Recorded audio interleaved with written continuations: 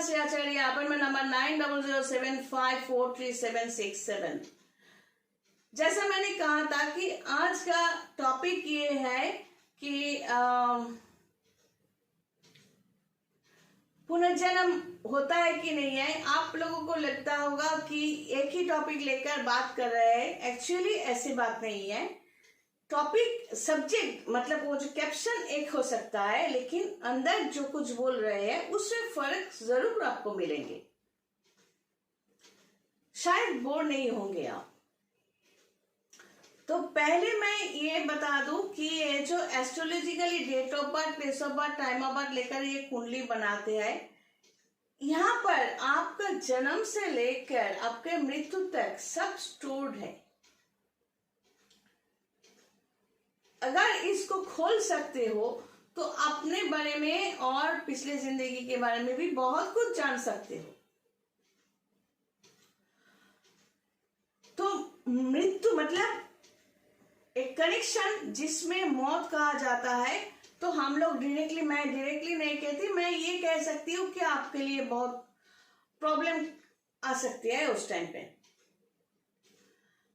तो एक इंसान अगर बहुत प्रॉब्लम में फंस गए, चारों तरफ से प्रॉब्लम ही प्रॉब्लम मैक्सिमम टाइम पे देखा जाता है, उस टाइम को वो इंसान ओवरकम नहीं कर सकते। अच्छा, इस टाइम पे भी हम कोशिश कर रहे हैं कि एग्जाम्पल पहले 2-4 दे दूं, फिर उसको एक्सप्लेन करूं। जैसे कि जो लोग घर में मरते हैं या बाहर कहीं भी मरते हैं, अपने में कोई, तो देखना वो लोग कहते हैं वो आया है, देखो उसको बैठने दो, या वो आया था या आई थी। मतलब जो लोग मर गए हैं ऑलरेडी, उनका नाम लेकर ये लोग बोलते हैं। दूसरा एग्जाम्पल कि हम जब मरने वाले होते हैं ना, हमें पहले से खुद को एक निशान मतलब एक एहसास होते हैं कि हम जीने वाले और नहीं है। हर एक के साथ ऐसा होता है। अगर हमारा लग्न राशि या ये ग्रह नक्षत्र या ये एनर्जी लेवल का जो स्ट्रेंथ है, तो हम पक्का समझ सकते हैं। और अगर ये सब स्ट्रेंथ हमें नहीं है तो ये जो इंडिकेशन हमको मिलते रहेंगे, लेकिन हम समझ नहीं पाएंगे। तो ये जो इंडिकेशन मौत से पहले मिलते हैं, सबको मिलते हैं। कुछ लोग ऐसे भी देखते हैं कि कोई काला दिखने में बड़ा सा इंसान आकर ऐसा बैठ गया, या उसे डरा रहा है, वो डर रहा है, या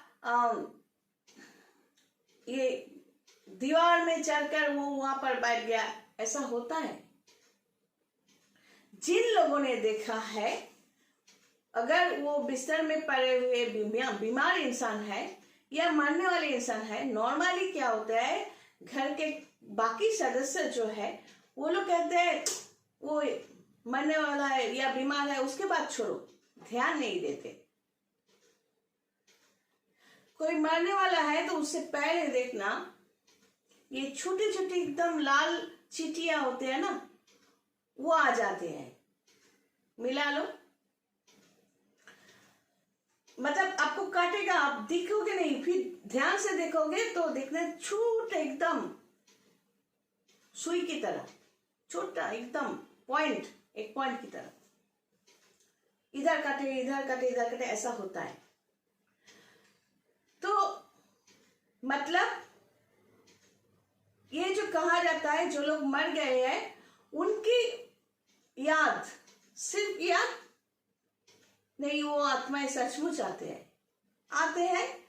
सवाल यहाँ पर कि हम किसके साथ जाए। अगर मैं अपना एग्जांपल दूं, अगर मेरे पूर्वज कोई है या कोई नजदीक रिश्तेदारों में कोई आए, मैं उनके साथ नहीं जाऊंगी। अगर मैं भूल करके भी इस जन्म का जो माया है, जिस माया या रिश्तों से हम इनके साथ जुड़े हुए थे, हम तो मरने वाले हैं, ये शरीर डिलीट हो जाएंगे, तो हम फिर यहाँ से इन लोगों के साथ क्यों जुड़ना चाहेंगे।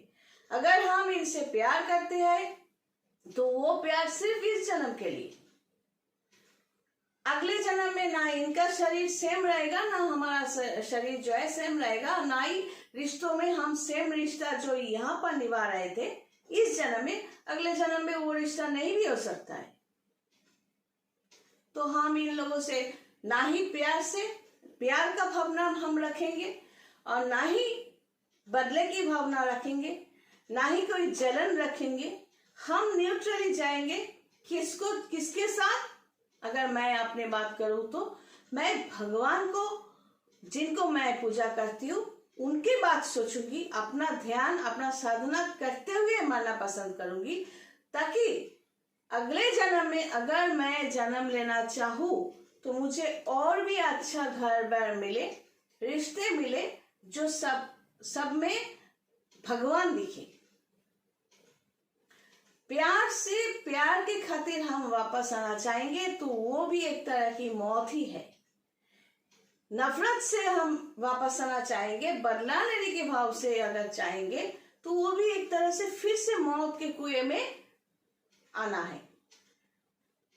तो अपने जब तक जिंदा रहेंगे हम अपने आप को कुछ क्वालिटीज, अपने सोल को देते रहेंगे। ज्यादा चालाक नहीं बनना है और बेईमान नहीं बनना है, क्योंकि वो मुझे ही तकलीफ देने वाले हैं। फल हम ही को मिलेंगे। हम ज्यादा चालाक या बेईमान होंगे, बदतमीज होंगे, तो वो फल हमें ही मिलने वाला है। तो वो बेवकूफी हम नहीं करने वाले। तो ये है एक एग्जाम्पल।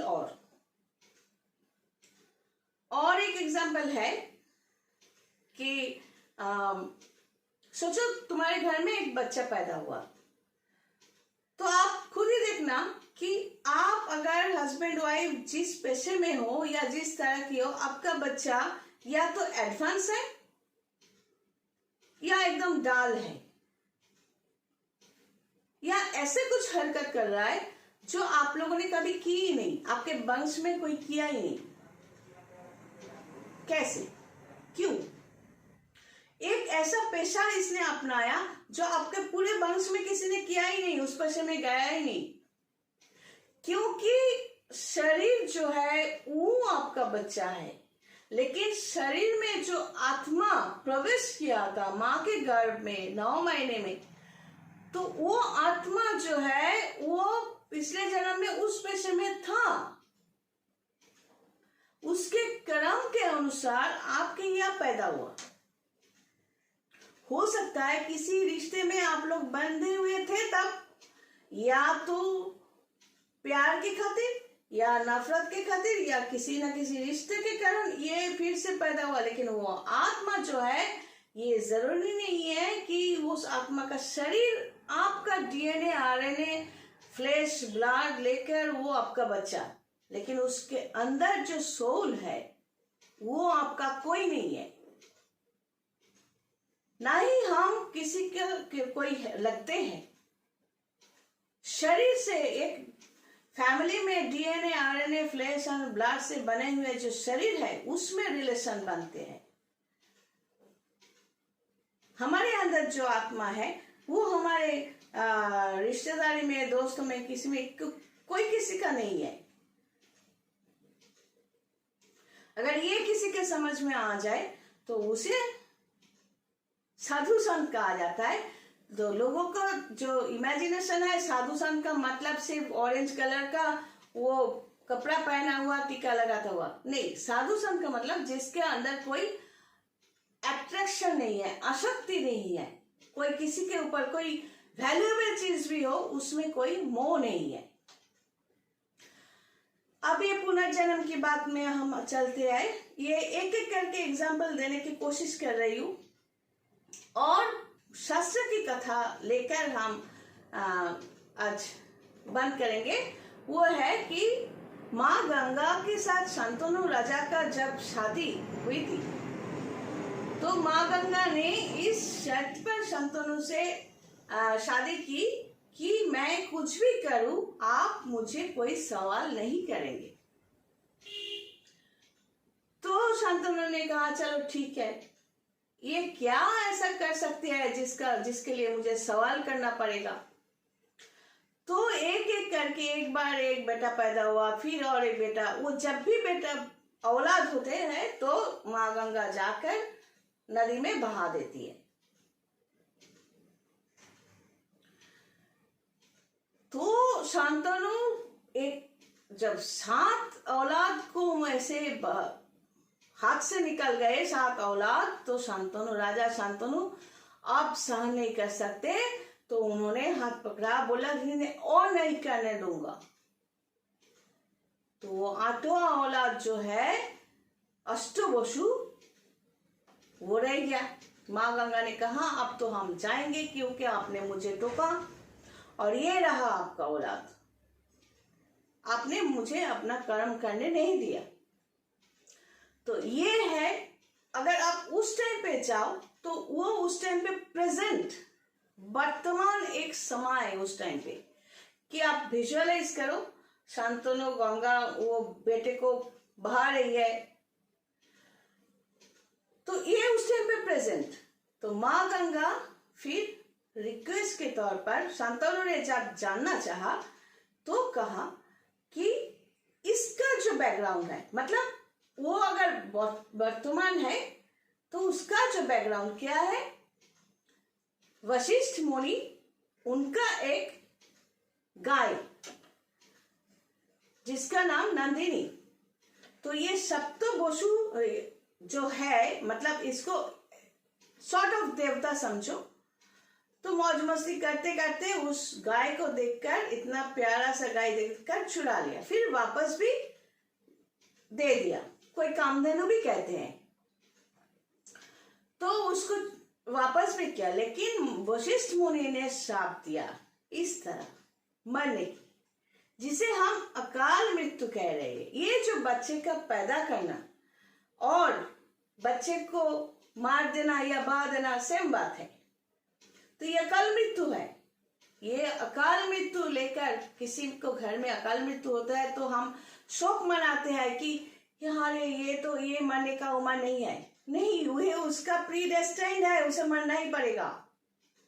वशिष्ठ मुनि के श्राप के कारण उस 7 वसुओं को, सप्त वसु को मरना ही पड़ा, और माँ गंगा को उस सप्तवसु में जाकर मनाया था कि हम आपके गर्भ में जन्म लेना चाहते हैं ताकि आप हमें मुक्त कर दो। ये जो माँ के गर्भ में रहना, ये बहुत टेरिफिक है। कुछ देर तक नॉर्मल रहना, फिर सर जो है बच्चे का नीचे तरफ घूम जाना। वैसे मेरा सर ऊपर में था, ऊपर के हिस्से में था, सीजर बेबी हूँ जैसा मुझे कहा गया था। तो ये जो एक पैथेटिक टाइम है बच्चे के लिए, एक पिंजरे में बंद है, किसी न किसी प्रकृति का नियम या श्राप के कारण ही तो ये जो टाइमिंग डिलीवरी तक हमें फील करना पड़ता है। जो फ्लैश एंड ब्लड से बना हुआ बच्चा वो तो माँ बाप से एक्वायर किया हुआ है, लेकिन आत्मा जब घुस जाती है पेट में एक बार, बस उसका तो कहानी शुरू, पैथेटिक कहानी शुरू, जब तक वो डिलीवर ना होते। तो ये सप्तवसु का कहानी जो है, माँ गंगा ने उन लोगों को एक्चुअली मुक्त किया, वो अकाल मृत्यु से वो मुक्त हुए। और अष्टवसु जो है, शायद उसका नाम प्रभास ओरिजिनल नाम था, तो ये अष्टवसु का भुगतना था, इसीलिए उसका मृत्यु नहीं हुए। लेकिन अगर शांतनु ये सोचे, अगर आप शांतनु की जगह हो तो आप क्या सोचोगे? इस बच्चे को हमने बचा लिया। नहीं, तुमने कुछ नहीं किया। ये इसका शाप बरकरार है, इसको जीते रहना है, इसको भुगतना है दुर्दशा, इसलिए ये जिंदा रहा। और इसीलिए आपने माँ गंगा को टोका और माँ गंगा इसको बहाकर इसको मुक्त कर नहीं सके।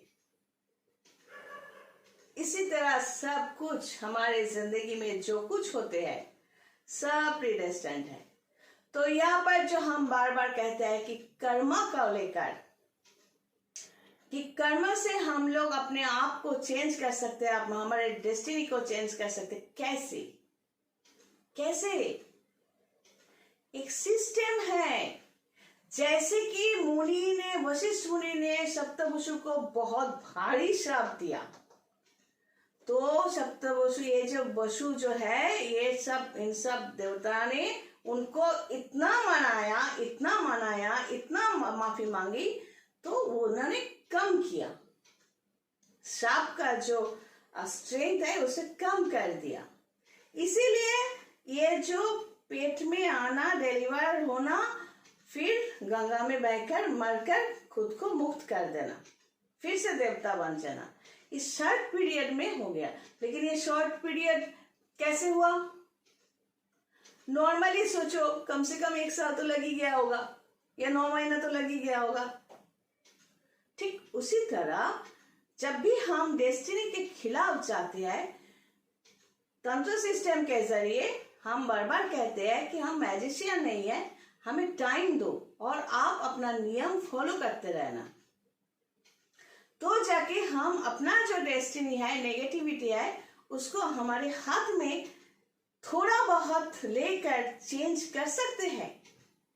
Everything is possible in this world. जैसे कि मैंने पहले भी, अब मेरा जो एड चलता था वर्तमान, आनंद बाजार, टीवी चैनल एक्सेट्रा, तो मैंने बार बार कहा कि everything is possible, everything can be solved if you cooperate. अगर क्लाइंट कोऑपरेट करे तो हम भी बहुत कुछ कर सकते हैं। चलो आज यही तक फिर से समझाने की कोशिश करो, और आप लोग, जो लोग मुझे सब्सक्राइब कर रहे हो, सबके लिए थैंक यू।